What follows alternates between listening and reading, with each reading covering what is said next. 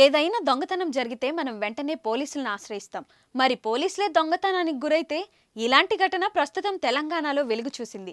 ఓ తాగుపోతూ మద్యం మత్తులో ఏకంగా పోలీస్ వాహనాన్ని ఎత్తుకెళ్లిపోయాడు. గద్వాల్ జిల్లా పోలీస్ సిబ్బంది రోజులాగానే జాతీయ రహదారిపై పెట్రోలింగ్కు వెళ్లారు. హైవే వాహనాల రద్దీ అధికంగా ఉండడంతో ట్రాఫిక్ నియంత్రణ చేపట్టేందుకు సిద్ధమయ్యారు. వెంటనే పోలీసు వాహనాన్ని రోడ్డు పక్కన నిలిపి ట్రాఫిక్ను కంట్రోల్ చేయసాగారు. పోలీసులు తమ పనిలో బిజీగా ఉండగా ఓ తాగుబోతు మరో పనిలో బిజీ అయిపోయాడు.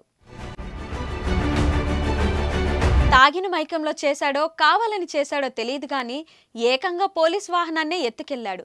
పోలీసులు ట్రాఫిక్ కంట్రోల్లో నిమగ్నమై ఉండడంతో తమ వాహనం మాయమైందన్న విషయాన్ని గుర్తించలేకపోయారు.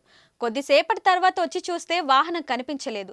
దీంతో కంగారు పడిన పోలీసులు గాలింపు చర్యలు చేపట్టారు.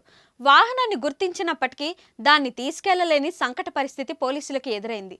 ఎందుకంటే వాహనం ఉంది కానీ కీ లేదు. దీంతో ఎలాగోలా వాహనాన్ని స్టార్ట్ చేసి పోలీస్ స్టేషన్కు తీసుకెళ్లి ఊపిరి పీల్చుకున్నారు పోలీసులు.